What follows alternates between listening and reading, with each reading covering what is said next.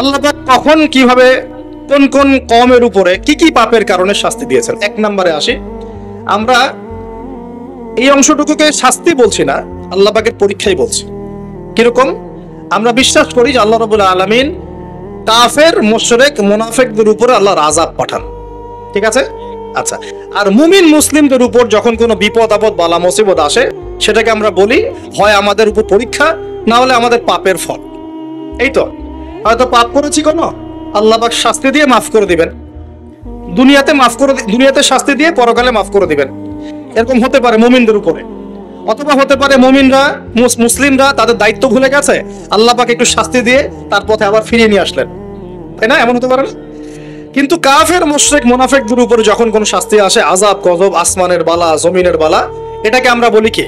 আল্লাহর পক্ষ থেকে গজব। আচ্ছা, এখন সর্বপ্রথম যে বিষয়টা শুরু হয়েছে মহাবিশ্বে, সেটা হলো আদম আলাইহিস সালামকে জান্নাত থেকে নামিয়ে দেয়া, ঠিক আছে?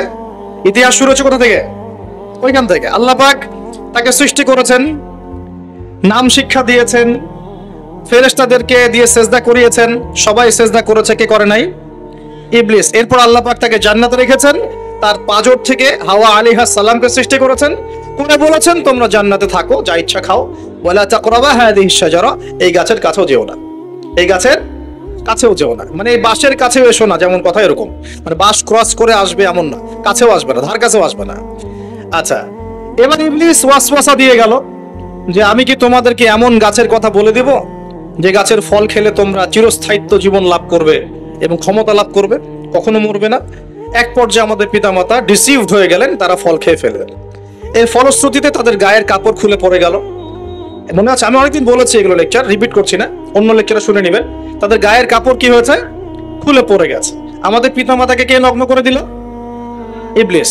এরপর আল্লাহ পাক তওবা কবুল করলেন, তারা বললেন রব্বানা যালামনা আনফুসানা ওয়া তারহামনা লানাকুনান্না মিনাল খাসিরিন। আল্লাহ পাক মাফ করে জান্নাত থেকে সবাইকে দুনিয়ায় নামিয়ে দিলেন। তাহলে মানুষকে সৃষ্টি করেছেন কে? অন্য কোন প্রাণী থেকে সৃষ্টি করেছেন না সরাসরি? হ্যাঁ, সরাসরি। আর আমরা কি পৃথিবীর বাসিন্দা না জান্নাত থেকে আসছি? আচ্ছা, এতটুকু তো ক্লিয়ার। আল্লাহ পাক নামিয়ে দিলেন পৃথিবীতে, দিয়ে বললেন যে ফামান কুল নাহবিতু মিনহা জামিআ, তোমরা সবাই নেমে যাও, ফাইম্মা ইয়াতিয়ান্নাকুম মিন্নি হুদান, পৃথিবীতে তোমাদের কাছে আমার পক্ষ থেকে হেদায়েত আসবে, আসমানে কিতাব আসবে, নবী রাসূল আসবেন। ফামান তাবিআ হুদায়া, যারা হেদায়েত মেনে চলবে, ফালা খাউফুন আলাইহিম ওয়ালা হুম ইয়াহজানুন, তাদের কোনো ভয় নাই, কোনো টেনশন নাই। ওয়াল্লাযীনা কাফারু ওয়া কাযযাবু বিআয়াতিনা, যারা দুনিয়াতে আমার আয়াতগুলোকে মিথ্যা প্রতিপন্ন করবে, অস্বীকার করবে, কুফরি করবে, ফাউলাইকা আসহাবুন নার, এরা হবে জাহান্নামের অধিবাসী, হুম ফিহা খালিদুন, তারা সেখানে চিরস্থায়ী হবে। কার সাথে? ইবলিসের সাথে। ইবলিস তো জাহান্নামে যাচ্ছেই। আর ইবলিস চ্যালেঞ্জ করেছে যে আমি আদম সন্তানের সরল পথে উৎপেতে বসে থাকবো, আর ওর ডান দিক থেকে আসবো, বাম দিক থেকে আসবো, সামন থেকে আসবো, পিছন থেকে আসবো, বলে তাজিদু আকসারাহুম শাকিরিন, আল্লাহ বেশিরভাগ আদম সন্তানকে আপনি শুকরগুজার পাবেন না। ওর চ্যালেঞ্জও করে ফেলছে, আমরাও পৃথিবীতে চলে আসলাম। এই যে পৃথিবীতে নেমে আসলাম, আগে জান্নাতে ছিলাম, এটা পরীক্ষা না? তাহলে দুনিয়ার জীবনটা পরীক্ষা না? এই দুনিয়ার জীবনের সময় কারো জানা আছে? এটা কারাগারের জীবন না? আর কারাগারের জীবনে কি কেউ নিজের মন গড়া পদ্ধতিতে চলতে পারবে? কারাগারে কেউ নিজের মনের মতো চলতে পারে না? একটা রুটিন থাকে, তার বাইরে যেতে পারে না। কোনটা? এই দুনিয়ার জীবনকে নবীজি বলেন নাই যে দুনিয়া সিজনুল লিল মুমিন, দুনিয়া হচ্ছে মুমিনদের জন্য জেলখানা, কারাগার, ওয়াল জান্নাতুল লিল কাফির, কাফিরদের জন্য কি?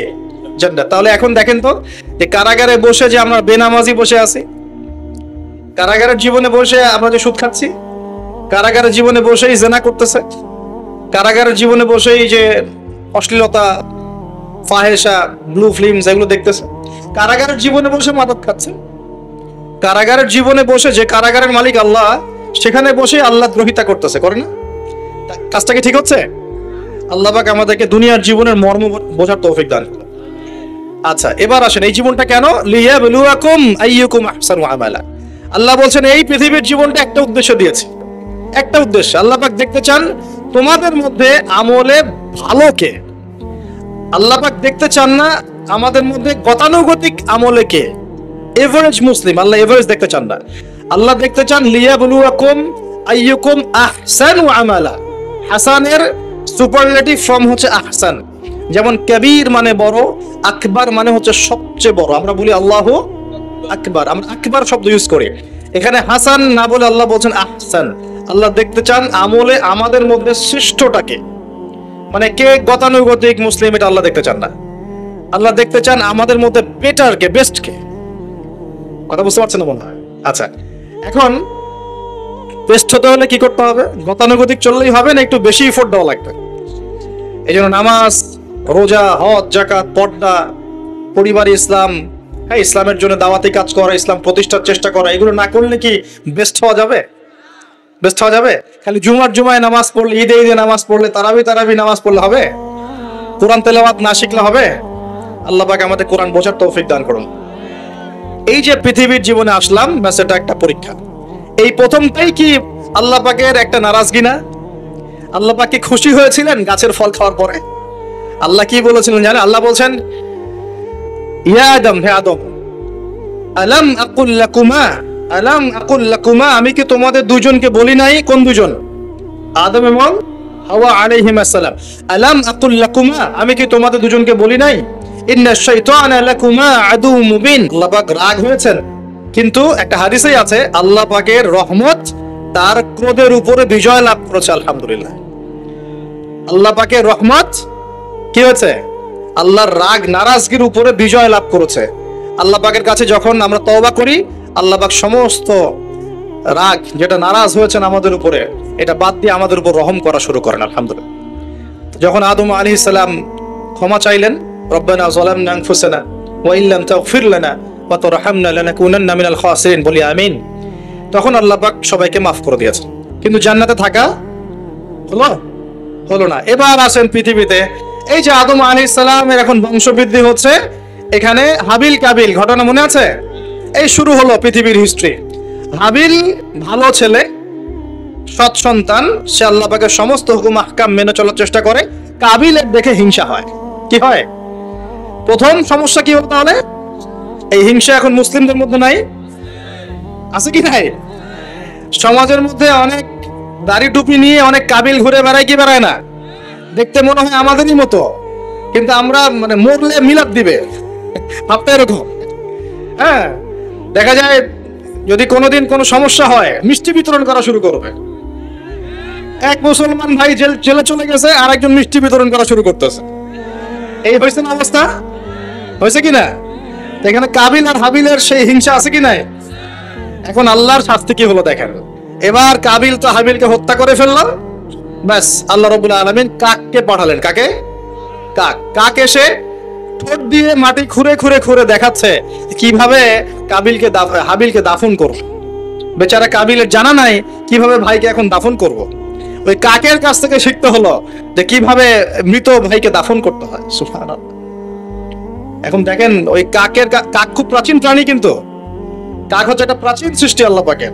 আল্লাহ কাককে পাঠিয়ে দিয়েছেন, দিয়ে মাটি খুঁড়ে দেখিয়েছেন যে দেখো এইভাবে কি করতে হয়, দাফন করতে হয়। একটা কাক যদি মারেন, দেখবেন পুরো এলাকার কাক এসে জড়ো হয়ে গেছে। দেখছেন? কাক কিন্তু ইতিহাসের প্রথম খুনাখুনি সাক্ষী কাক। বুঝতে পারছেন না মনে হয়? মানব সৃষ্টির ইতিহাসের প্রথম যে খুনাখুনি, ভাইয়ে ভাইয়ে যে মারামারি, এই খুনাখুনির প্রথম সাক্ষীকে কাক। চিন্তা করেন।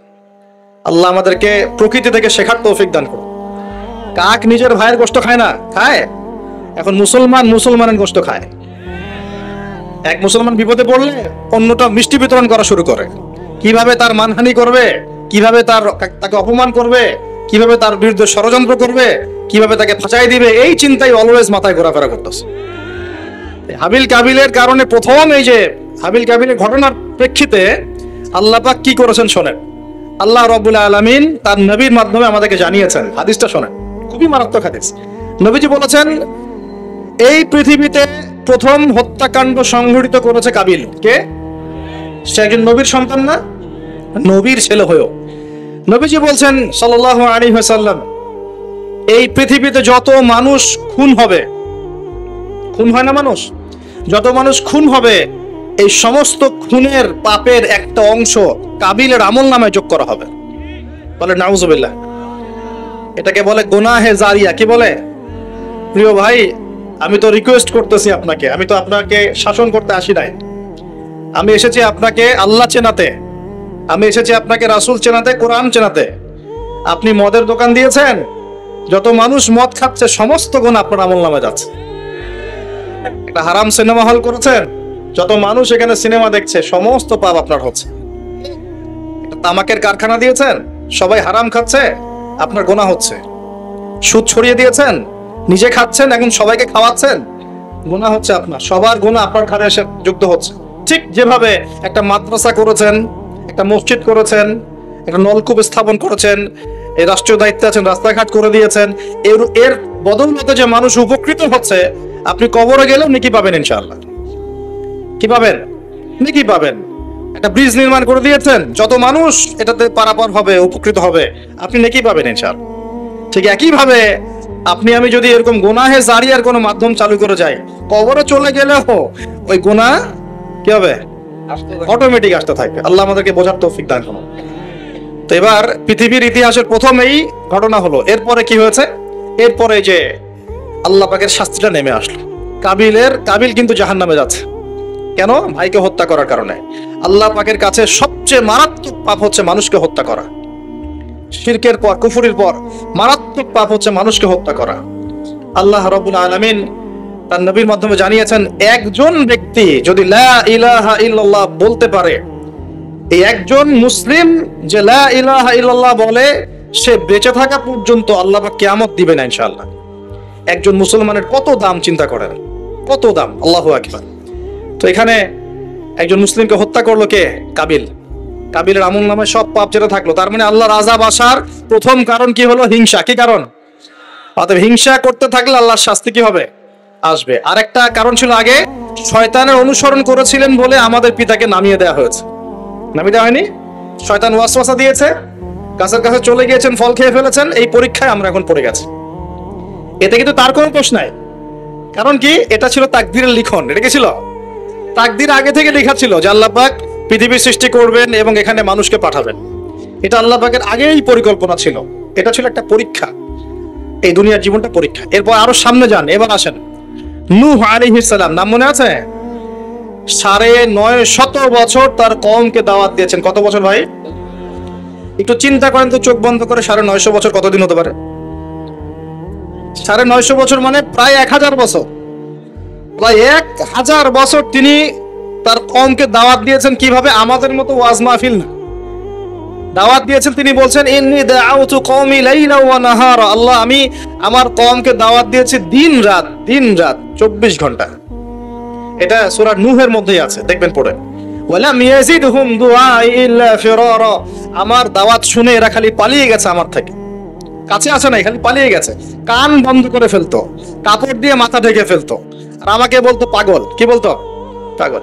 নূহ আলাইহিস সালামকে আল্লাহ পাক তারপরে বললেন, তুমি একটা কাজ করো, তুমি নৌকা নির্মাণ করো। কি করো? এই যে নৌযান নির্মাণ করা, এই সারা পৃথিবীর বাণিজ্য বন্ধ হয়ে যাবে যদি নৌযান না থাকে। জানেন, এই যে এক্সপোর্ট ইম্পোর্ট শিপিং সব বন্ধ হয়ে যাবে। কিভাবে? যদি নৌযান না থাকে। আর এই নৌযান সর্বপ্রথম কে সৃষ্টি করেছে? আর এখন আমাদেরকে বলে যে ইসলাম হচ্ছে সেকেলে, না? এরা প্রযুক্তি খুব উন্নয়ন। নূহ আলাইহিস সালাম সর্বপ্রথম মানুষ যিনি এই পৃথিবীর মধ্যে নৌযান নির্মাণ করেছেন। বলে সুবহানাল্লাহ। সভ্যতা শুরু হয়েছে নবীদের হাতে। সভ্যতা কি হয়েছে?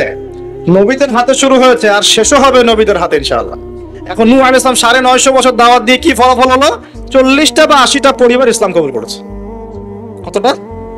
এখানে তো আপনারা মাশাআল্লাহ হাজার মানুষ বসে আছেন, কথা শুনছেন, সৌভাগ্যের বিষয়। সারা জীবন দাওয়াত দিয়ে 40 বা 80টা ফ্যামিলি। আল্লাহ পাক বললেন, নৌযান নির্মাণ করো, আমার আযাব আসতেছে। কি আসতেছে? আযাব আসতেছে। কেন আযাব? কারণ এই মানুষগুলো, নূহ আলাইহিস সালামের কওমের লোকগুলো একটা মহাপাপ করেছিল। তারা ওয়াদ্দা, ইয়াগুস, ইয়াউক, নাসর এরকম কিছু মূর্তি বানিয়ে নিয়েছিল, এবং এই স্ট্যাচুগুলো তারা ওয়ার্শিপ করত, উপাসনা করত। এমনি এমনি উপাসনা করতো না। আপনাকে বুঝাচ্ছি। প্রথম যে প্রজন্মটা ছিল ওদের, ওই প্রজন্মকে শয়তান ওয়াসওয়াসা দিয়েছে কি, যে এই ওয়াদ্দা, ইয়াগুস, ইয়াউক, নাসর এই যে নামগুলো সূরা নূহে আছে, এই ব্যক্তিরা ছিল খুব পুণ্যবান সৎ ব্যক্তি। তারা খুব ভালো আল্লাহওয়ালা ছিল, আল্লাহর ওলি ছিল। শয়তান ওয়াসওয়াসা দিয়েছে তোমরা এই তাদের মূর্তি নির্মাণ করে মসজিদের বাইরে রেখে দিবে। মসজিদের কোথায়? বাইরে যাওয়া আসার সময় ওদেরকে দেখবে, দেখলে একটা মানে উৎসাহ আসবে যে আমরাও তাদের মতো হই। শয়তান এইভাবে নেক্সট থ্রোতে ধোকা দিয়েছে। ওই জেনারেশন এই কাজটাই করেছে। এরপর আরো 100-200 বছর চলে গেছে, শয়তান এবার পরের জেনারেশনকে ওয়াসওয়াসা দিয়েছে, আরে তারা তো অনেক বড় বড় মানুষ ছিলেন, এখন মসজিদের বাইরে না, ওদেরকে ভিতরে ঢুকাও। এবার তারা ওই মূর্তিগুলো সব ভিতরে ঢুকানো শুরু করেছে। এটা হিস্ট্রি পড়ে দেখেন, তাফসির আছে, জালালাইন পড়ে দেখেন, ইবনে কাসির পড়ে দেখেন। তো এবার তারা ঢুকালো ভিতরে, সেজদা করছে না কিন্তু মূর্তিতে, তারা খালি রেখে দিয়েছে ভিতরে যে তাদেরকে দেখবো, দেখে আমার ইবাদতে মনোযোগ আসবে। উদ্দেশ্য কিন্তু ভালো, উদ্দেশ্য কি ভালো। এবার এই প্রজন্ম যখন চলে গেল, পরের প্রজন্মকে শয়তান বলছে আরে তারা আল্লাহর ওলি ছিল, তাদের কাছে চাইলেই পাওয়া যাবে। এবার সরাসরি সেজদা শুরু হলো মূর্তিতে। এইভাবে গ্র্যাজুয়ালি আস্তে আস্তে আস্তে আস্তে শয়তান প্রথম মূর্তি পূজা চালু করেছে বিশ্বের মধ্যে। বুঝলেন কিভাবে? নেক্সট রোতেই ধোকা দিয়েছে শয়তান। আমরাও এখন মুসলমানরাও সুবহানাল্লাহ, আমরাও এখন এগুলোর পেছনে পড়ে যাচ্ছি, পড়ছি না? সবার ঘরে ঘরে ছবি মূর্তি এখন, সুবহানাল্লাহ।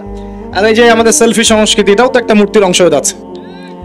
প্রয়োজনীয় ছবি তোলা যায়, অপ্রয়োজনীয় ছবি তোলার কি দরকার আছে? মুসলিমরা কি করবে? আসসালামু আলাইকুম রহমতুল্লাহ, ওয়ালাইকুম আসসালাম রহমতুল্লাহ, মুসাফা করবে, মুসাফা থেকে ফারেক হওয়ার আগেই গুনাহ সব ঝরে পড়ে গেছে। এইটা সুন্নত। ভাই তাকান, দুই তাকান, ভাই হুজুর তাকান, কি দরকার আছে এগুলার? প্রয়োজন নাই। আর এগুলো আমাদের পরকালে বাঁচাবে না। পরকালে বাঁচাবে যে নবীর যত সুন্নত অনুসরণ করবে, সে নবীর তত কাছে থাকবে ইনশাআল্লাহ। তো দেখেন, নূহ আলাইহিস সালামের সবচেয়ে বড় পাপ কি ছিল? ওই কওমের, নূহ আলাইহিস সালামের কওমের সবচেয়ে বড় পাপ কি ছিল? শিরকের পাপ। কিসের পাপ?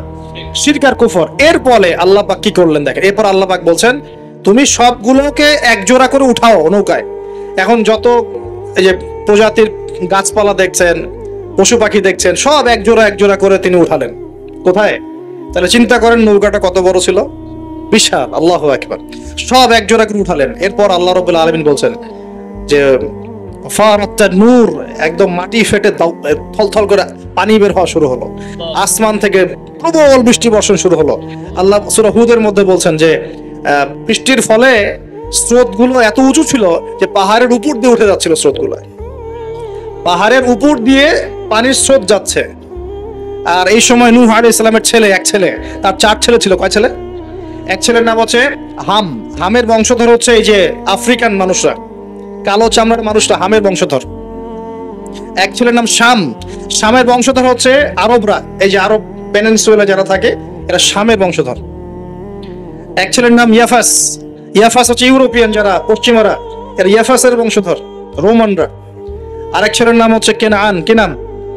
এই কেনান ওই পাহাড়ে উঠে বলছে যে পাহাড় আমাকে বাঁচাবে। কে বাঁচাবে?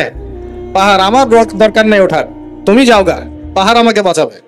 নূহ আলাইহিস সালাম বলছেন যে আল্লাহ আমার ছেলে, আমার আহল, বাঁচাও তাকে। আল্লাহ পাক বলছেন এরপর বিশাল এক ঢেউ আসলো, বাবা আর ছেলের মাঝখানে আড়াল করে ফেললো, শেষ নাই, সন্তানের সাথে আর দেখা নাই। নূহ আলাইহিস সালাম কান্নাকাটি করে বলছেন আল্লাহ ইন্নাহু মিন আহলি, আমার ছেলে আমার পরিবারের একজন, আল্লাহকে মাফ করে দাও। আল্লাহ পাক ধমক দিয়ে বলছেন লাইসা মিন আহলিক, সে তোমার পরিবারের কেউ না, সে তোমার পরিবারের, আল্লাহর কাছে এইসব বংশ, রক্ত, রং, এসবের কোনো দাম নাই। কিসের দাম আছে? তাকওয়া, ঈমানের দাম আছে। নবীর সন্তান হয়েও যদি ঈমানদার না হয়, আল্লাহ পাক জাহান্নামে দিয়ে দিবেন, কোনো কিছু যায় আসে না আল্লাহ পাকে। আলেমের সন্তান হয়েছেন, এত গর্ব কিসের? নিজের আমল, আকীদা, ঈমান আগে ঠিক করতে হবে। অমুক বক্তার ছেলে, অমুক আলেমের ছেলে, অমুক পীর সাহেবের জাদা, এগুলো দিয়ে পরকালে পার পাওয়া যাবে? নিজের ঈমান আমল ঠিক করতে হবে। নবীর সন্তান পার পাচ্ছে না, বলছে লাইসা মিন আহলিক, সে তোমার পরিবারের কেউ না। আল্লাহ বলছেন লাইসা মিন আহলিক, সে তোমার পরিবারের কেউ না। আল্লাহ পাক কোনো দয়াই করলেন না এখানে। কুফরের মধ্যে ছিল, ঈমান ছিল না, শিরক করেছে আমার সাথে, কিসের দয়া, কিসের খাতির? তো প্রিয় ভাইরা, এখান থেকে শিখলাম কি, যে নূহ আলাইহিস সালামের যুগে আযাব কি কারণে আসছে? শিরকের কারণে। আগে শিখলাম, প্রথমে মনে রাখবেন, 1 নাম্বার শিখেছি শয়তানের তাবেদারি করার কারণে শাস্তি এসেছে, পরীক্ষা এসেছে, 1। 2 নাম্বার হচ্ছে হিংসা, হিংসা বিদ্বেষের কারণে কি হয়েছে? আল্লাহ পাকের শাস্তি চলে আসছে। 3 নাম্বার, এই যে শিরকের পাপের কারণে কি হয়েছে?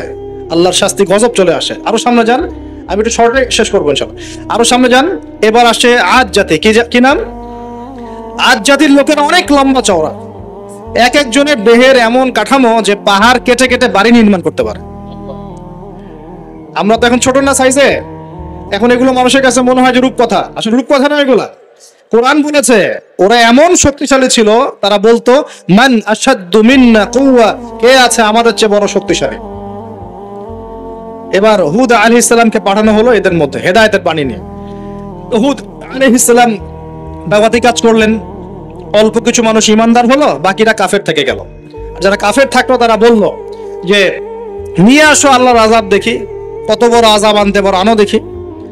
আল্লাহ রাব্বুল আলামিন তাদের ব্যাপারে বলেছেন যে ওয়ান্না আদুন, এবং আদ জাতির ক্ষেত্রে ফাহলাকনা বিরিহিন সরসরিন আতিয়া, প্রচন্ড ঘূর্ণিঝড় বাতাস দিয়ে ওদেরকে আমি উপরে ফেলে দিলাম। সুবহানাল্লাহ। মাত্র 6 দিন 7 রাত বাতাস প্রবাহিত হয়েছে, ঘূর্ণিঝড় বাতাস, এই ঝড় দিয়ে আল্লাহ পাক আদ জাতিকে উপরে ফেলে দিয়েছেন। আল্লাহ বলছেন ওরা বাড়ির সামনে এমন করে পড়েছিল যেন মনে হচ্ছে যে ওই যে গাছের ডাল পড়ে থাকলে যেমন হয় না, খেজুর গাছের ডাল, ওই রকম করে পড়েছিল। বিশাল শক্তিধারী। কি অপরাধ ছিল ওদের? মান আশাদ্দু মিন্না কুওয়া, আমাদের চেয়ে শক্তিশালী আর কে আছে? এই যে অহংকার, এটা কি অহংকার, বিগাইরি হক, অন্যায়ভাবে অহংকার প্রদর্শন করা। আর শিরক কুফর তো ছিলই, ওটা তো ছিলই, পাশাপাশি এক্সট্রা অপরাধ ছিল অহংকার করা। আরেকটা কাজ করতো ওরা অহেতুক বিভিন্ন কনস্ট্রাকশন নির্মাণ করতো, অহেতুক পাহাড় কেটে ওইটা, এটা কেটে ওইটা, মানে বিভিন্ন সৌধ ভাস্কর্য নির্মাণ করা শুরু করতো, অহেতুক কোনো কাজ না, অপচয়। এই অপচয় ছিল ওদের একটা পাপ। এই পাপের কারণে আল্লাহ পাক আদ জাতিকে একটা সমূলে উৎপত্তি করে ফেলেছে, শেষ। এরপরে আসলো সামুদ জাতি, ওই জাতিকে আল্লাহ পাক পাঠালেন ওখানে সালেহ আলাইহিস সালাম। সালেহ আলাইহিস সালাম সেখানে গিয়ে দাওয়াত দিলেন। আল্লাহ পাক দোয়া কবুল করে একটা উটনি পাঠিয়েছেন। এই উটনিটা তোমাদের জন্য বরকত নয়, ওকে টাচ করবে না, ও থাকলে তোমাদের মধ্যে রিজিক প্রশস্ত হবে, তোমরা ভালো থাকবে। এখন ওখানকার মধ্যে এক নেতা, সে গিয়ে ওই উটনিটাকে জবাই করে খেয়ে ফেলছে। কথা বুঝতে পারছেন? আর এমনি তো অহংকার করতোই, শারীরিক শক্তি বেশি ছিল। তারা বলতো, এরাও বলতো মান আশাদ্দু মিন্না কুওয়া, আমাদের যে শক্তিশালী আর কে আছে। হ্যাঁ, আরেকটা কাজ তারা করতো, ওয়াইযা বাতাসতুম জাব্বারিন, তারা মানুষকে খুব নির্মম ভাবে প্রহার করত। কি করতো? যে মারামারি করে না এখন মানুষ, নির্মম ভাবে মানুষকে মারে না, হকি স্টিক দিয়ে এইখানে সেইখানে, কোন কোন ক্ষেত্রে রিমান্ডে কি মাইটটা মারা হয় না। এই যে মানুষকে মারা আল্লাহ পাক খুব অপছন্দ করেন, বিনা বিচারে মানুষকে মারা আল্লাহ পাক কঠিন অপছন্দ করেন। ওই আদ জাতি আর সামুদ জাতি মানুষকে নির্মম ভাবে পিটাইতো। ওয়াইদা বাতাসতুম, আল্লাহ সূরা আপনার শুআরার মধ্যে বলছেন ওয়াইদা বাতাসতুম, তোমরা যখন কাউকে পিটাও, বাতাসতুম জাব্বারিন, কঠিন পিটাও তোমরা, কঠিন মায় মারো একদম। আল্লাহ পাক খুব অপছন্দ করেন আদম সন্তানকে হাত তোলা। আর আমরা তো কিছু হলেই গালে থাপ্পড় মারি না, এটা করি না? এই হাদিসটাও মনে রাখবেন, মানুষের গালে মারা নিষেধ আছে, জানতেন? মানুষের চেহারার মধ্যে মারা নিষেধ আছে। এই গালে চর মারা, গালে নাকে ঘুষি মারা, এই জিনিসগুলো নিষেধ আছে। কারণ এই চেহারাটা আল্লাহ রাব্বুল আলামিন, মানে আদম সন্তানের এই স্ট্রাকচারটা আল্লাহ রাব্বুল আলামিন সূরা সদের মধ্যে বলেছেন খালাকতু বিয়াদাই, আমি নিজ হাতে সৃষ্টি করেছি। সুবহানাল্লাহ। সেই মানুষকে তোমরা এমন নির্মম ভাবে কেন মারবে? সারা বিশ্বের দিকে তাকায় দেখেন, এখন প্রত্যেকটা জায়গায় রক্ত ঝরছে কাদের? মুসলিমদের। কাদের? মুসলিমদের। আল্লাহ পাক আমাদেরকে বোঝার তৌফিক দান করুন। আর আল্লাহ পাক কোরআনে কি বলছেন? যদি কোনো মানুষ একজন মানুষের জীবন বাঁচায়, সে যেন পুরো মানব জাতিকে বাঁচালো। এত পছন্দ আল্লাহর কাছে জীবন বাঁচানো। আর কেউ যদি কোনো মানুষকে অন্যায়ভাবে হত্যা করে, সে যেন পুরো মানব জাতিকে হত্যা করলো। আল্লাহ আমাদেরকে হেফাজত করুন। এখন খুন খুব সহজ হয়ে গেছে, মারামারি খুব সহজ হয়ে গেছে। ভাই ভাইকে হত্যা করতেছে, ছেলে বাবাকে হত্যা করতেছে, বোন বোনের সাথে ভাইয়ের দ্বন্দ্ব, ভাই বোন মারামারি, প্রতিবেশী মেয়ে নিয়ে, সম্পত্তি নিয়ে, মাদক নিয়ে, কিশোর গ্যাং নিয়ে, কত কি হচ্ছে এখন। মানুষের জীবন সস্তা হয়ে যাচ্ছে না এখন? আল্লাহ পাক এগুলো কিয়ামতের আলামত। নবী সাল্লাল্লাহু আলাইহি ওয়াসাল্লাম বলেছেন ওয়াল হারাজ, কিয়ামতের আগে আগে হারাজ বাড়বে, হারাজ। সাহাবীরা বলছেন মাল হারাজ, হারাজ কি ইয়া রাসূলুল্লাহ? তিনি বলছেন আল কতল, গণহত্যা বাড়বে, গণহত্যা। কিয়ামতের আগে আগে খালি গণহত্যা বাড়বে। দেখছেন না এখন? সারা বিশ্বের দিকে তাকায় দেখেন। যাই হোক, এই আদ এবং সামুদ জাতিকে আল্লাহ পাক ধ্বংস করলেন। এখন সামুদ জাতিকে ধ্বংস করলেন কেন? অহংকারের কারণে, কুফর শিরকের কারণে এবং মানুষকে পিটানোর কারণে। আল্লাহ বলছেন ওদেরকে ধ্বংস করেছি কি দিয়ে? সাইহাতান ওয়াহিদা। এটা ভালো করে মনে রাখবেন, সাইহাতান ওয়াহিদা মানে একটা শব্দ দিয়ে, প্রচন্ড একটা শব্দ, খালি এই এক শব্দে সবার কানের পর্দা ফেটে ফুটে জান বের হয়ে গেছে। আল্লাহু আকবার। এক শব্দে, এক শব্দে। মানে ওদেরকে আলটিমেটাম দেওয়া হয়েছিল, তোমরা কি ফিরে আসবে? ওরা বলছে যে কি শাস্তি আসো নিয়ে আসো। তখন আল্লাহ পাক বলছেন 3 দিন সময় দিচ্ছি, 3 দিন যা করার করে নাও।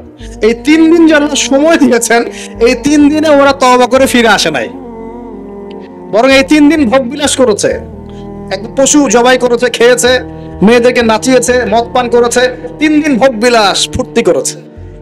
মানে দু হাতে চাপাও হাত পেতে নাও, এরকম চিন্তা। যা আছে এখন লুটে খাও, পরেরটা পরে দেখা যাবে। এই চেতনা আমাদের মধ্যে আছে না অনেকের মধ্যে? যা আছে এখন ভোগ করে নাও, কালকে যা হবে দেখা যাবে। হ্যাঁ, কালকে যা হবে দেখা যাবে, এখন যা আছে নাও, ভোগ করো। এই চিন্তা ছিল এই 3 দিন সামুদ জাতির। ওরা ভোগ বিলাসে লিপ্ত হলো। হঠাৎ সকালবেলা ত্রুম শব্দ, পুরো বিশ্ব, ওদের পুরো রাষ্ট্রটা কেঁপে উঠলো এবং সবগুলো মারা গেল, একটা শব্দে সব মারা গেল। সূরা কমার পরে দেখেন, সাইহাতান ওয়াহিদা, একটা মাত্র শব্দ দিয়ে আল্লাহ ধ্বংস করেছেন। তার মানে আল্লাহ ধ্বংস করলেন পানি দিয়ে, আল্লাহ ধ্বংস করলেন বাতাস দিয়ে, এবার ধ্বংস করলেন শব্দ দিয়ে, বিদ্যুতের শব্দ দিয়ে। কেন ধ্বংস করলেন? পাপগুলো মনে রাখবেন, অহংকার, কুফর, শিরিক, আর কি হিংসা। তারপরে বললাম এই যে কি, মানুষকে মারা, হ্যাঁ, শয়তানের তাবেদারি, মানুষকে মারা, এগুলো মনে রাখবেন। পাপগুলো মনে রাখতে হবে মাথার মধ্যে, কোন কোন পাপ, এবং এগুলো থেকে বাঁচতে হবে আমাদেরকে ইনশাআল্লাহ। আর একটু সামনে যাই, বিরক্ত হচ্ছেন নাকি? আচ্ছা, আলোচনা একটু লম্বা হলো, সমস্যা আছে? আচ্ছা, আরো সামনে যান। ফেরাউন এবং তার দলবলকে আল্লাহ পাক ডুবিয়ে মেরেছেন, মারেছেন না? কি পাপের কারণে? অহংকার। সে বলেছিল আনা রব্বুকুমুল আলা, আমি তোমাদের মহান রব। কে বলেছিল? আমি তোমাদের মহান রব। কে বলেছিল? ফেরাউন। আনা রব্বুকুমুল আলা। আল্লাহ পাক শুধু তাকে না, তার পুরো দলবলকে ধসিয়ে দিয়েছেন। কোথায়? এই লোহিত সাগরে ডুবিয়ে মেরেছে। কওমে মাদিয়ান, কি নাম? এই মাদিয়ান কওমের সাথে আমাদের এখনকার এই সমকালীন প্রেক্ষাপটটা জড়িত আছে। কওমে মাদিয়ান নামে একটা কওম ছিল, যে কওম আদ জাতি সামুদ জাতির পরে এসেছে। মুসা আলাইহিস সালামের সমসাময়িক সময় তারা পৃথিবীতে ছিল। এবং এই মাদিয়ান কওম সম্পর্কে আল্লাহ পাক বলছেন সূরা আনকাবুত এবং অন্যান্য সূরায় 4টা আয়াত বলছেন। কয়টা আয়াত? এই 4টা আয়াত আল্লাহ পাক বলছেন ফাকাযযাবুহু, এই কওম শুআয়ব আলাইহিস সালামকে অস্বীকার করলো। ফাআখাযাতহুমুর রাজফাতু ফাসবাহু ফি দারিহিম জাসিমিন। আল্লাহ বললেন এই কওমে মাদিয়ান শুআয়ব আলাইহিস সালামকে অস্বীকার করলো এবং তাদেরকে পেয়ে বসলো একটা ভূমিকম্প। কি পেয়ে বসলো? পৃথিবীর ইতিহাসে সর্বপ্রথম যে কওমকে ভূমিকম্প দিয়ে ধ্বংস করা হয়েছে তার নাম কওমে মাদিয়ান। কি নাম? কওমে মাদিয়ান। প্রশ্ন হচ্ছে কেন ভূমিকম্পের শাস্তি আসলো? উত্তর, আল্লাহ পাক ওদের কয়েকটা পাপ বলছেন। এক নাম্বার আল্লাহ ওদেরকে বলছেন ওয়াজিনু বিল কিসতাসিল মুস্তাকিম, তোমরা ওজনে সঠিকভাবে মাপ দিবে। কওমে মাদিয়ান মাপে কম দেওয়ার একটা পাপের কারণে ভূমিকম্পের শাস্তি এসেছে। কোরআন কথা বলছে। এই সমস্যা সমাজে আছে কি নাই? আচ্ছা, আরো বলছে ওয়ালা তাবখাসুন নাস আশিয়াহুম, তোমরা মানুষের সম্পদ অন্যায়ভাবে 2 নাম্বারি করে ভোগ করিও না। এই 2 নাম্বারি করে অন্যের সম্পদ ভোগ করার এই পাপটা সমাজে এখন আছে কি নাই? আরেকটা হচ্ছে যে তারা অপচয় করত, মাপে কম দিত, মানুষের সম্পদ অন্যায়ভাবে লুটপাট করে খেত। এই সময় আল্লাহ রাব্বুল আলামিন ওদেরকে সতর্ক করেছেন শুআয়ব আলাইহিস সালামকে দিয়ে, তারা কথা শুনে নাই। আল্লাহ রাব্বুল আলামিন ভূমিকম্প দিয়ে পুরো জাতিকে ধ্বংস করেছে। তাহলে পৃথিবীর ইতিহাসে এই ভূমিকম্প নতুন না, আগে হয়েছে? এই ভূমিকম্প এখন আবার নতুন করে বেশি বেশি হচ্ছে কিনা? এই ভূমিকম্পের অপরাধ আল্লাহ পাক কি বললেন? মাপে কম দেয়া, অন্যের সম্পদ অন্যায়ভাবে আত্মসাৎ করা এবং কি অপচয় করা। কোন কম করেছে এই কাজগুলা? কওমে মাদিয়ান। এখন আসেন কওমে মাদিয়ান থেকে নবী সাল্লাল্লাহু আলাইহি ওয়াসাল্লাম কি বলছেন। এবার আমাদের নবীজি বলছেন যে শোনো, বাইনা ইয়াদাই সাআ, একটু মনোযোগ দেন, আমি 3-4টা হাদিস বলে শেষ করছি। বাইনা ইয়াদাই সাআ, আমাদের নবীজি বলছেন এবার শোনো, হে আমার উম্মত তোমরা সতর্ক হও, শোনো, কিয়ামতের আগে আগে আসবে মুতানুন শাদীদ। মুতান মানে দ্বিবচন, মানে দুটো বড় বড় মহামারী। কয়টা বড় বড় মহামারী? হিসেব করে দেখেন তো যে পৃথিবীতে মহামারীর সূচনা থেকে নিয়ে এই পর্যন্ত কোন মহামারীগুলো সবচেয়ে বড় ছিল। এটার স্টাডি আপনি করবেন, আমি বলে দিব না। এগুলো স্টাডি আপনারা করবেন, আমি বলে দিব না। মুতানুন শাদীদ, বড় বড় দুটো মহামারী আসবে পৃথিবীতে কিয়ামতের আগে আগে। কয়টা আসবে? ওয়া বা'দাহু, এবং এই মহামারীর পরে আসবে। এই মহামারীর পরে আসবে, একটা মহামারী গেছে, আচ্ছা এই মহামারীর পরে আসবে, নাউযুবিল্লাহ, এই মহামারীর পরে আসবে সানাওয়াতুজ জালাজিল। সানাওয়াতুজ জালাজিল আরবি যারা বোঝেন বুঝবেন। সানা মানে হচ্ছে একটা বছর, সানা মানে কি এক বছর, সানাওয়াত মানে প্লুরাল নাম্বার, অনেকগুলো বছর। জালজালা মানে হচ্ছে আপনার ভূমিকম্প, জালাজিল মানে কি ভূমিকম্প সমূহ, বহু বচন। মানে মহামারীর পরে আসবে সানাওয়াতুজ জালাজিল, ভূমিকম্পের বছরগুলো। মানে বছর ধরে, বছরের পর বছর ধরে পৃথিবীতে বিভিন্ন জায়গায় ভূমিকম্প হতে থাকবে। কে বলেছেন? নবী সাল্লাল্লাহু আলাইহি ওয়াসাল্লামের কথা কি সত্য না মিথ্যা? আস্তাগফিরুল্লাহ, সত্য না মিথ্যা? সত্য। তার মানে একটা হাদিস পেলাম, নবীজি বলেছেন কিয়ামতের আগে আগে কি হবে? ভূমিকম্পের বছরগুলো আসবে, ভূমিকম্প আসবে না, ভূমিকম্পের বছরগুলো আসবে। একটা হাদিস মাথায় নেন। 2 নাম্বার, নবীজি বলছেন কিয়ামতের 10টা আলামত আছে। কয়টা? 10টা। তার মধ্যে 1 নাম্বার আলামত হচ্ছে দাজ্জাল। কি নাম?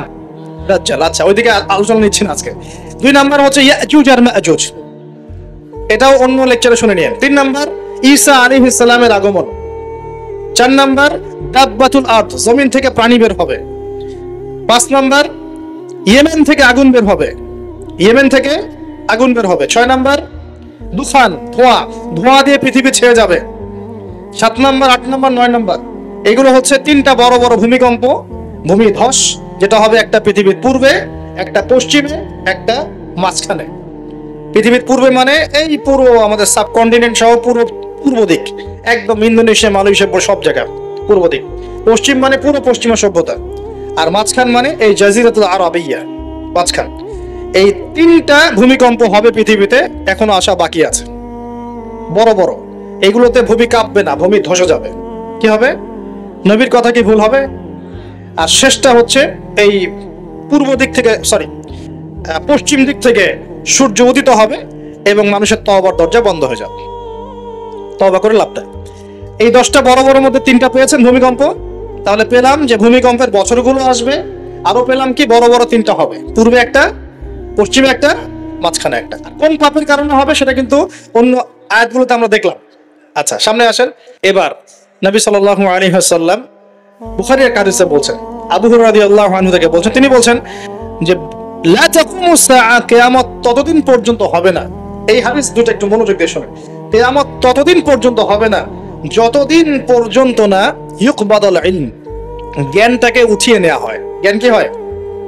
উঠিয়ে নেওয়া হয়। নবী আরো বলছেন ইউকবাদুল ইলম ওয়া তাকসুরু জালাজিল, এবং বেশি বেশি ভূমিকম্প না হচ্ছে। 2 নম্বর কি? বেশি বেশি ভূমিকম্প না হচ্ছে। ওয়া ইয়াতাকারাবুজ জামান, এবং সময় কাছাকাছি চলে না আসছে। এই জায়গায় আমি একটু স্টাডি করতে গিয়ে একটা অদ্ভুত জিনিস দেখলাম, যে একটা রিসার্চ বলছে, সায়েন্সের রিসার্চ বলছে যে প্রতিটা ভূমিকম্পে পৃথিবীর গতির মধ্যে একটা পরিবর্তন হয়। প্রতিটা ভূমিকম্পে পৃথিবীর গতির মধ্যে একটু একটু পরিবর্তন হয় এবং সময় সংক্ষিপ্ত হয়ে আসে। সময় কি হয়? সংক্ষিপ্ত হয়ে আসে। পৃথিবীর ভিতরে আছে, নিচে আছে কিন্তু আগুন, কি আছে? আগুনের স্তর আছে। একদম নিচে একটা ইনার কোর মানে একটা জায়গা আছে, ইনার কোর বলে। এখন সাম্প্রতিক গবেষণা বলছে যে ইনার কোর আগে যেদিকে ঘুরতো এখন তার বিপরীত দিকে ঘোরা শুরু করেছে। আল্লাহু আকবার। তাহলে এগুলো মিলে যাচ্ছে না? ভূমিকম্পের সাথে পৃথিবীর ঘূর্ণন সম্পৃক্ত এবং জামান, সময়টাও সম্পৃক্ত। তো নবী যেটাই বলছেন যে ওয়া তাকসুরু জালাজিল, বেশি বেশি ভূমিকম্প হবে, ওয়া ইয়াতাকারাবা জামান, এবং সময় কাছাকাছি চলে আসবে। অন্য হাদিসে আসছে বছর যাবে মাসের মতো, মাস যাবে সপ্তাহের মতো, সপ্তাহ যাবে দিনের মতো। তিনি আরো বলছেন ওয়া ইউযহারুল ফিতান, এবং সমস্ত রকম ফিতনা ফাসাদ দেখা যাবে, দেখা যাচ্ছে না? এবং ওয়াল হারাজ, এবং বেশি বেশি হত্যাকাণ্ড হবে। সাহাবীরা বলছেন যে ওয়ামাল হারাজ ইয়া রাসূলুল্লাহ, হারাজটা কি ইয়া রাসূলুল্লাহ? তিনি বলছেন আল কতল, আল কতল, হত্যা, হত্যা, গণহত্যা, এগুলো হচ্ছে হারাজ। এবং তোমাদের ধন সম্পদ বাড়তে থাকবে, ফায়াফিদু, ধন সম্পদ উপচে পড়বে। এখন এখানেও পেলাম যে ভূমিকম্প কিয়ামতের অন্যতম কি আলামত। আরেকটা হাদিসে নবীজি বলছেন, আর 2টা হাদিস বাকি আছে আজকের মতো।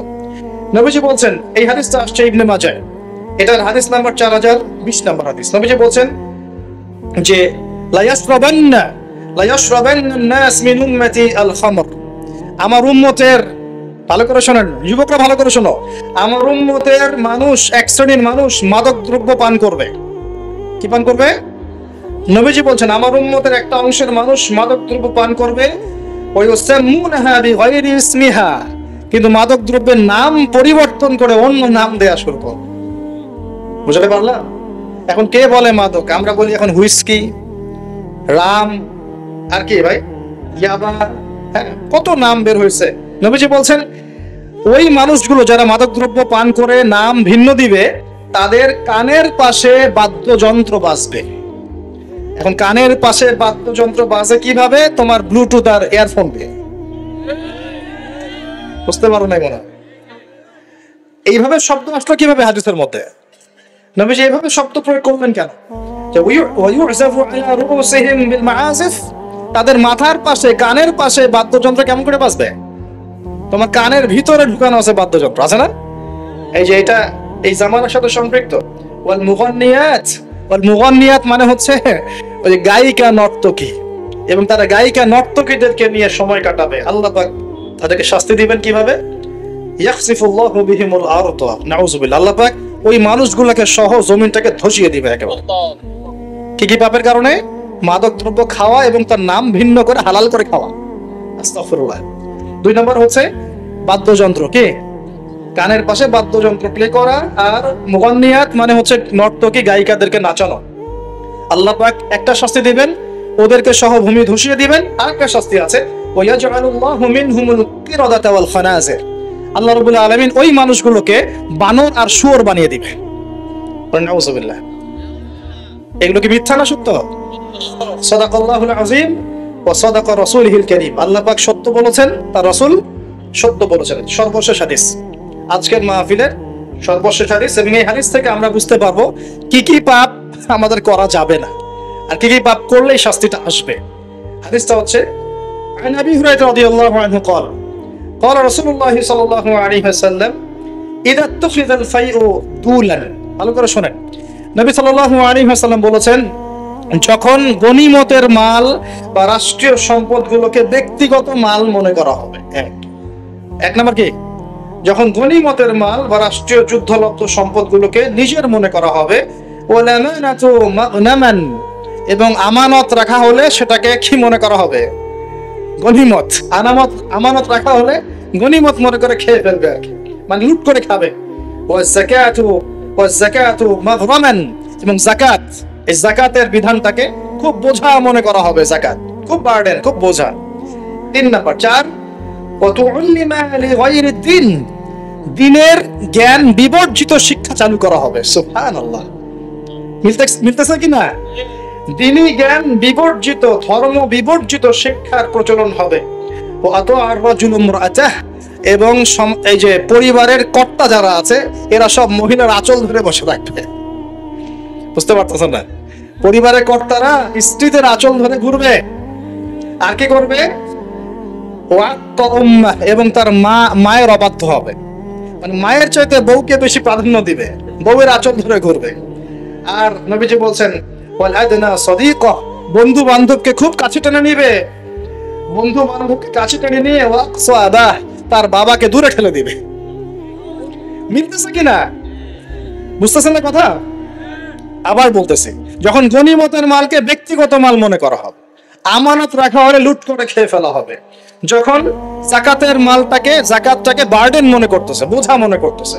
যখন ধর্ম বিবর্জিত শিক্ষা চালু হচ্ছে, যখন একজন ব্যক্তি তার মাকে কষ্ট দিয়ে মায়ের চাইতে বেশি স্ত্রীকে প্রাধান্য দিচ্ছে, তার আঁচল ধরে ঝুলছে। আর যখন এই ছেলে পেলে গুলো বন্ধুকে কাছে টেনে নিচ্ছে, বাবাকে দূরে টেনে দিচ্ছে। আর কি হচ্ছে? ওয়াজাহারাতিল আসওয়াতু ফিল মাসাজিদ, সুবহানাল্লাহ। যখন মসজিদের মধ্যে শোরগোল হট্টগোল বেড়ে যাচ্ছে, কি হচ্ছে না? যখন মসজিদের মধ্যে শোরগোল হট্টগোল বেড়ে যাবে, এবার রাগ করেন না, এটা হাদিসে আছে, আমি বলছি, অনুবাদ করছি। ওয়াসাদা কবিলাত ফাসিকুহুম, এবং কোন কোন কবিলা মানে গোত্র বা সমাজের নেতৃত্ব দিবে ওদের মধ্যে সবচেয়ে ফাসিক ব্যক্তি, সবচেয়ে পাপাচারী ব্যক্তি।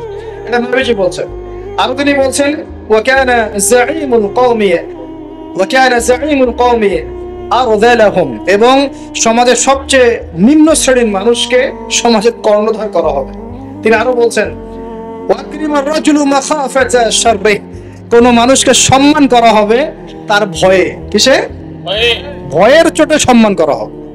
সম্মান মন থেকে আসবে না, ভয়ের চোটে সম্মান করা হবে। আরো বলছেন ওয়াজহরাতিল কায়নাত ওয়াল মাআজিফ, একটু আগে বললাম ওয়াজহরাতিল কায়নাত মানে বেশি বেশি নর্তকী আর বাদ্যযন্ত্র দেখা যাবে, এবং ওয়াশুরিবাতিল খুমর, এবং যখন মাদকদ্রব্য সমূহ পান করা হবে। এই কাজগুলো যখন হবে তখন তোমরা শুনে রাখো, একটা আছে ওয়ালা'না আখিরি হাদিহি উম্মতি উলাহা, উম্মতের শেষের দিকের মানুষরা পূর্ববর্তী থেকে গালি দেওয়া শুরু করবে। এই শেষ জামানার মানুষগুলো সোনালী যুগের মানুষদেরকে গালি দেওয়া শুরু করবে। এটা করতেছে না মানুষ এখন? আচ্ছা, এই কাজগুলো যখন হবে তখন শোন, ফালিয়ারতাকিবু, তখন ধেয়ে আসবে। কি ধেয়ে আসবে? ইনদা যালিকা চারটা আযাব, চারটা পাঁচটা আযাব। এক, রিহান হামরা, এটা এখন আসে নাই। রিহান হামরা মানে হচ্ছে উত্তপ্ত গরম বাতাসের আযাব আল্লাহ পাক দিবেন। নাউযুবিল্লাহ।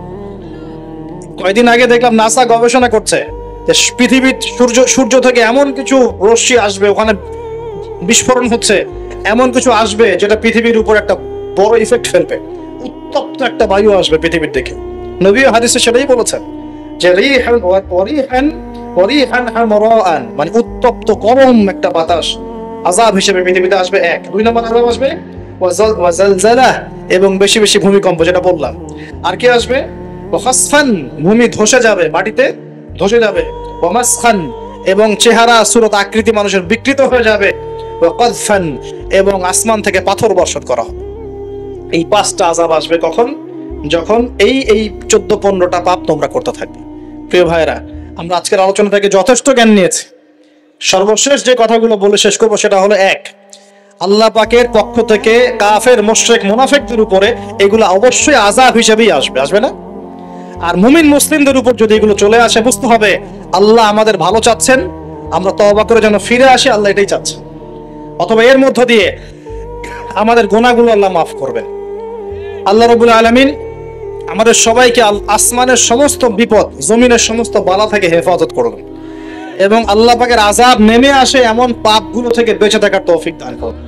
আমরা আজকের এই সংক্ষিপ্ত আলোচনায় যে পাপগুলোর নাম জেনেছি, এই সমস্ত পাপ থেকে আল্লাহ আমাদের সবাইকে বেঁচে থাকার তৌফিক দান করুন। এক নাম্বার শিখেছি, একটু শেষ করি। এক নাম্বার শিখেছি শয়তানের তাবেদারি করা, করবো কি আমরা? আল্লাহ মাফ করুক। আবার শিখেছি হিংসা বিদ্বেষ করব। আমরা শিখেছি যে শিরকের পাপের কারণে আল্লাহর আযাব এসেছে, করব কি শিরক? কুফরির পাপের কারণে আল্লাহর আযাব আসে, আমরা কি কুফরি করব? আমরা শিখেছি অহংকারের কারণে আল্লাহর আযাব আসে। বসেন। আমরা শিখেছি যে সত্যকে প্রত্যাখ্যান করা, আমানতের খেয়ানত করা, মাপে কম দেয়া, অন্যদের উপর অত্যাচার জুলুম করা, মানুষকে প্রহার করা, সমকামিতা, এইসব পাপের কারণে আল্লাহর শাস্তি নেমে আসে। আর আমরা এই হাদিসগুলোর মধ্যে দিয়ে জানলাম যে ভূমিকম্প কিয়ামতের আগে আগে বেশি হবে। কোন কোন পাপের কারণে হবে আমরা শিখলাম।